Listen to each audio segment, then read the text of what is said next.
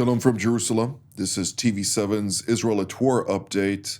And as we mark today, day 503, since the Islamist Hamas and its terror affiliates committed atrocities on October 7th of 2023, today Israel is experiencing an excruciating day of grief with four bodies, both of one elderly, 83 years old of age, all the way to an infant of 9 months, have been brought back alongside two others, a boy of 4 and the mother of the two.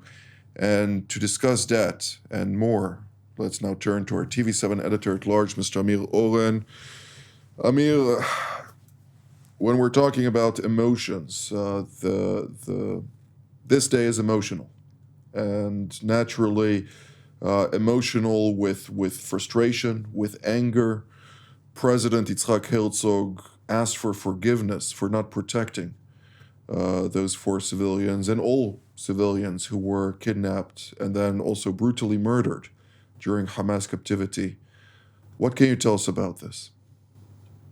So, Jonathan, there have been almost 2,000 Israelis and other nationals who were killed either in battle, but even more significantly murdered by Hamas either on October the 7th during the horrendous massacre or later in captivity. And while, of course, all of those who were dead, who died in Israel, were either killed or murdered in Israel, have been brought to final and eternal honors. It turns out that this particular day is even more somber than all the preceding ones because of what you referred to. The Bibas family, where the parents of the mother, Shiri, the Silvermans, were killed, were murdered on October the 7th, and Shiri Bibas and her two infants, along with their father, her husband, were kidnapped. They were held separately from him. He was returned to Israel only recently. And there was this uncertainty accompanying their fate. Now, as long ago as November of 2023, Hamas announced that the three of them were dead, attributing that to the Israeli attacks in the area. This is yet to be ascertained. Obviously, the forensic work being right now, as we are speaking, on the bodies will establish that one way or the other. But obviously, the fact that the Hamas murderers would stoop so low as to kidnap and then kill or let be killed such toddlers along with their mother, it is so inhumane that everyone around the world, probably except for Hamas supporting communities, was shocked. And Israel is now, of course, trying to hug the families, even symbolically, and hope that the rest of the hostages yet in Gaza, along with the bodies of those killed, 4 of whom are going to be returned next week, but there are still others left in Gaza for the next stage of the deal negotiation. Indeed. So the State of Israel has designated 48 hours for the check of the bodies to identify, of course, the bodies first, and also identify the manner in which they were killed. They will then be brought to rest, final rest in Israel. Yarden Bibas, of course, the father. I can't imagine what he's going through, and We can only wish and pray for his recovery, not only physically, but also mentally, spiritually, on so many levels, to go through what he goes through. I just can't imagine. Another body of a hostage, 83-year-old, was also returned. His wife was also kidnapped with him and was released earlier. Tell us a little bit about them as well. So Oded Lifshitz was a pioneer.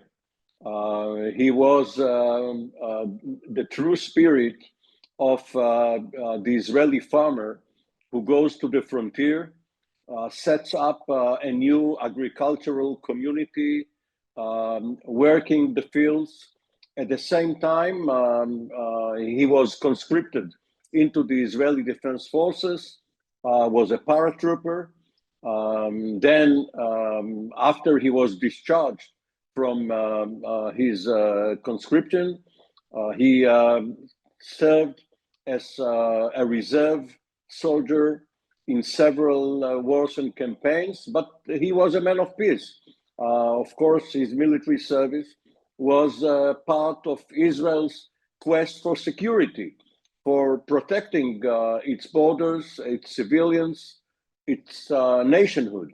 And Oded Lifshitz, whose body was identified, he was the first out of the four to be identified already a few hours ago.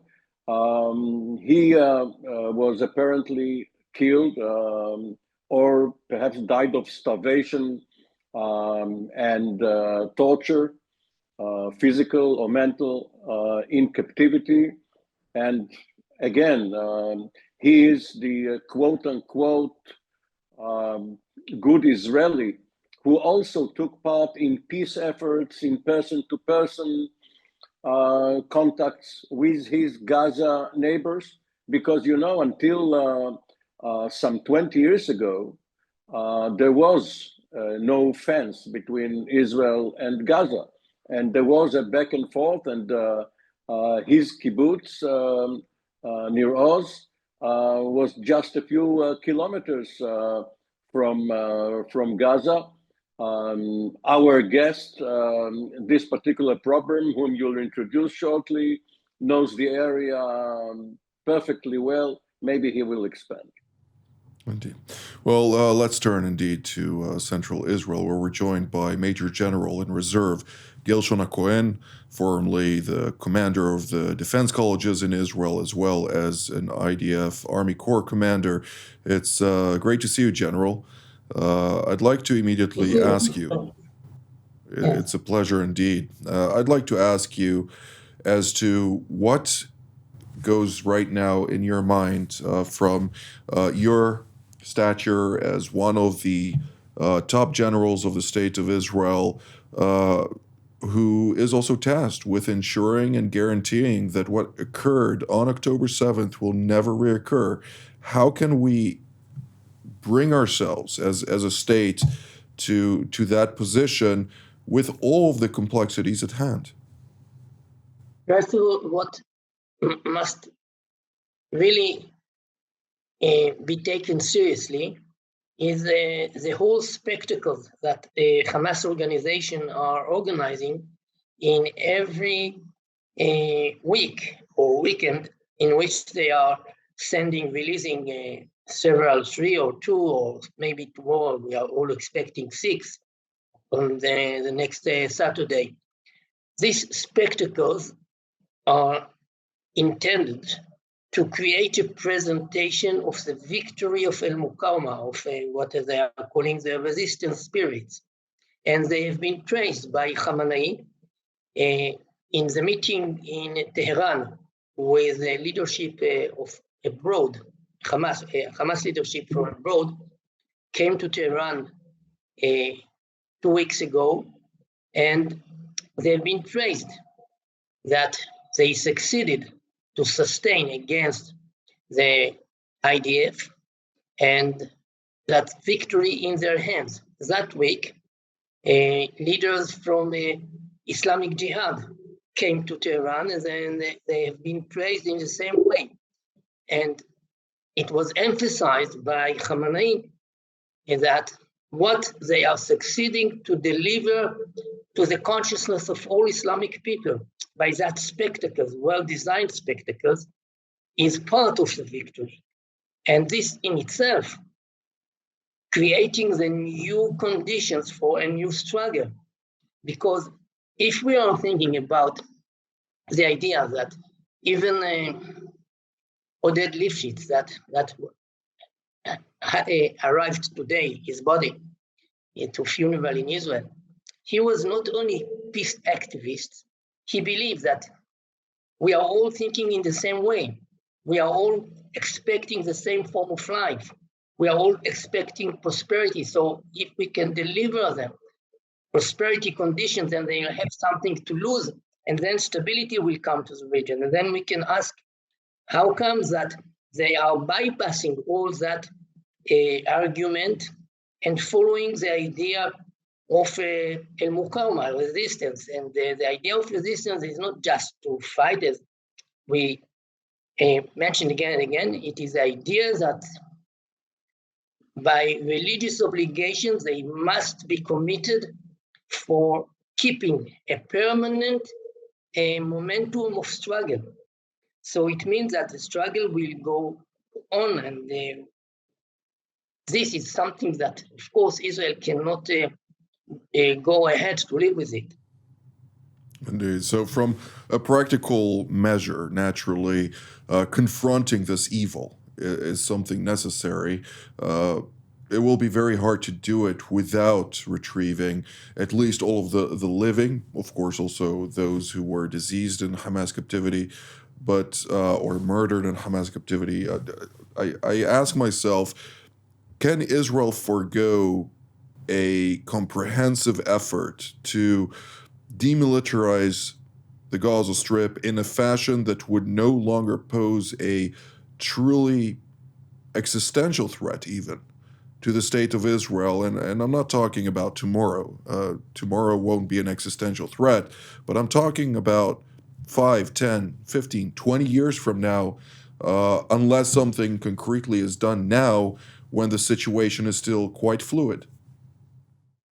As long as we can just following the logic of what's happening in the area, even if, for example, Palestinian Authority supported by Egyptians coalitions, or maybe by Saudi Arabic or Emirates, they will not succeed to really demolish what is called kifak al-musalah, the struggle with weapon of Hamas. They will keep the weapon for themselves. It means that they are, in a way, admitting to themselves to just enter to a new phase in the struggle and to duplicate the structure of Hezbollah in Lebanon, that Palestinian Authority or someone else with all legitimation will function to manage daily civilian business, and behind, in the same way that Hezbollah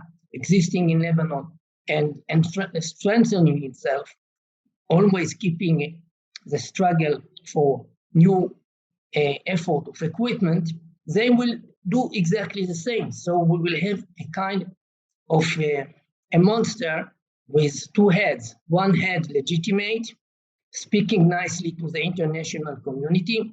The other head will keep the whole effort for struggle against Israel. That's something that Israel couldn't really live with it. It means that the only way to demilitarize Gaza is by IDF force. How we can succeed to do that, this is yet not clear, not beginning to be clear, because first of all, we must make all the effort to bring back all the hostages. Indeed. Well, Mr. Oren, I'd like to touch on something that General Quinn mentioned, and that is those spectacles that Hamas are perpetrating every Saturday, every time that they actually release hostages in one form or another. This is actually done. It's produced, so to speak, by a somebody who was born in Gaza, a reporter of no other than Al Jazeera in Qatar.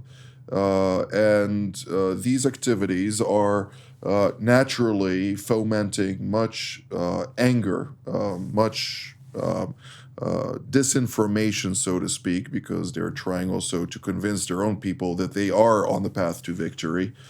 But within that same context, we see the Emir of Qatar traveling to Tehran, meeting with Iranian President Pezeshkian, during the course of which the Iranian leader highlighted the necessity to closely coordinate and cooperate on confronting Israel, on deepening their efforts to support the resistance in Gaza, and so on and so forth. Something that naturally raises much questions as to what is a major non-NATO ally of the United States of America and of many European nations, for that matter, doing in the same court with those who seek to foment much of the belligerence that occurred since October 7th of 23.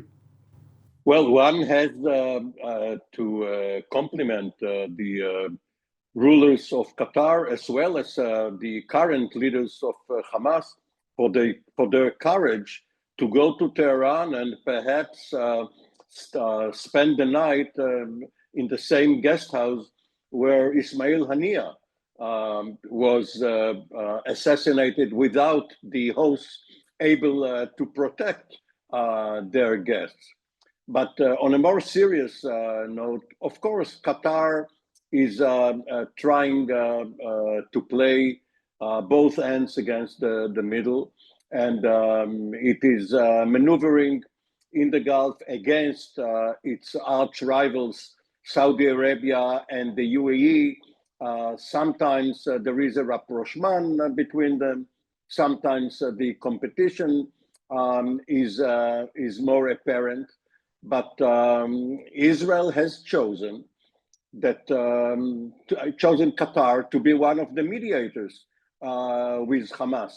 And if that is the case, one wonders if Israel went halfway towards Hamas, perhaps direct talks between Israel and Hamas would have been even better, because Qatar did not bring Israel any benefit out of these negotiations. Of course, Egypt is the other mediator, and the United States is supervising and pushing and perhaps trying to give some incentives and perhaps threatening some reprisals. But yes, Qatar is the wild card in this entire drama of what happened in the run-up to October the 7th and ever since. Okay. Well, General Cohen, the foreign minister of Iran, Abbas Araghchi, traveled both to, on the one hand, Yemen for consultations with his Houthi counterparts to deliberate various developments. And of course, that occurred merely a couple days before a vessel smuggling dual-use components for munitions from Iran transiting towards Yemen by CENTCOM, the interception, which is, of course, yet again a display of efforts by CENTCOM to confront the various smuggling efforts by the Iranians to its various proxies, alongside Israel, if I may add.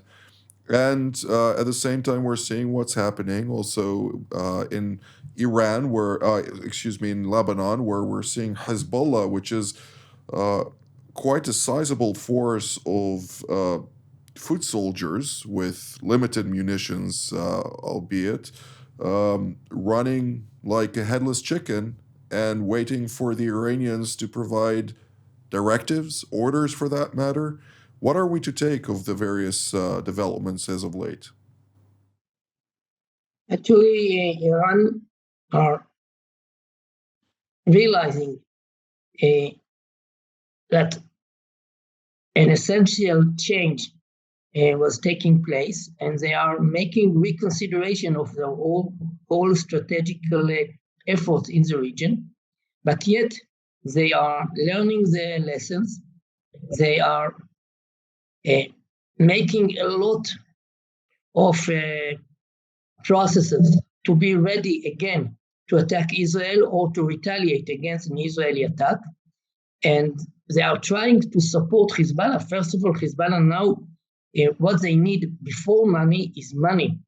It is money for resurrection of villages that are absolutely destroyed, money to pay for a lot of wounded Hezbollah activators and for families and for dead soldiers of Hezbollah. And therefore, they are trying to come to Beirut airport, basically to deliver money. And in the same way, they are trying to rebuild their activities against Jordan, in Iraq, in Yemen. So we are really observing now a new stage in the whole campaign, and yet not really in a capability to define what exactly are the first steps. But of course, they are not going to give up from this struggle. 2 days ago on a Tuesday, the IDF announced that it perpetrated some aerial strikes against remnants of various weapons caches belonging to the Assad regime that, of course, abandoned it and fled the country in one way or another. We don't have very much time left, and I'd like to hear both of your perspectives on this, but initially from you, Mr. Oren, to what degree is Israel committed, as it is, to frustrate any efforts by the Al-Julani government in Damascus or self-proclaimed regime to really consolidate its power, as it does not seek to fulfill any of its commitments that it pledged to both the United States under the previous administration or the Europeans, and it's quite apparent in the field. So up until October the 7th, the Israeli policy, which was adopted by all the governments of the last generation, was to contain whatever dangers appeared on the horizon, on all fronts, all arenas. But this has been changed. And now what you can see is that there is proactive rules of engagement, preemption. Israel does not wait until the threat materializes. This is the difference between the theoretical and the practical. And wherever there is some threat, the order is to nip it in the bud.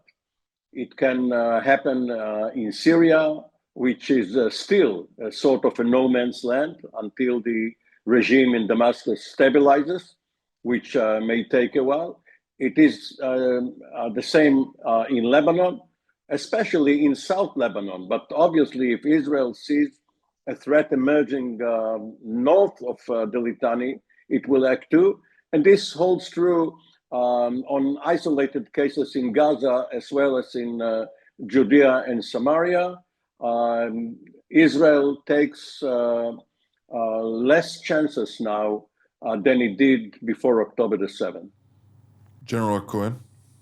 I absolutely agree with the description of Amir about the new commandments of the Israelis regarding the potential of new threats, how really to engage with them.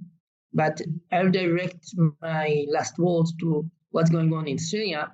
It's very interesting to know that in the short strip in which there is presence of IDF forces, there is a kind of coexistence between activities of HTS and the Israeli commanders. It means that they are absolutely restricted from entering to the Israeli zone in Syria by being equipped, of course, not with vehicles with heavy weapons, but yet beyond that restrictions, they are entering for civilian efforts, and they are allowed by Israelis to do that, even near the border. So it is very interesting to really learn what really will emerge there in a kind of a new status quo. But the basic Israeli demand is that the Prime Minister repeated that we are insisting that no threat will come to take positions close to the Israeli border with equipment, not only by militia radicals Islamic, but also by warriors of HTS. So we will have to see what will emerge as a new balance in this arena. Well, the last time HDS was near the border in 2014 to 2016-17, roughly, we all remember the fact that they actually attacked the United Nations forces along the borderline, even kidnapping the Fijian troops, roughly 45 Fijian troops, as part of UNSO, who were then released on September 11th of all day of 2014. I happened to meet them the next day, and it was quite the messaging of this Al-Qaeda affiliate who know quite well what they're doing, and I see most of what they're saying is just one big farce. This is all the time that we're for today. I'd like to immediately thank General Cohen and Mr. Oren for all of your insights, and I'd like to thank all of you at home as well. Until our next edition from here in Jerusalem, Shalom.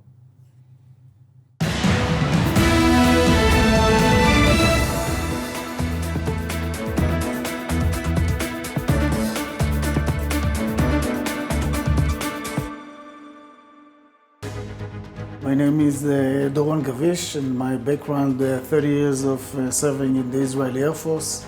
My last job, I was the commander of the Israeli Air and Missile Defense during the introduction of the Iron Dome to the defense of Israel. All of this allows me really to be part of the team here in TV7. It is super important to have such a platform. We talk about the global situation, we talk about Israel, and those different angles which are relevant to the discussion.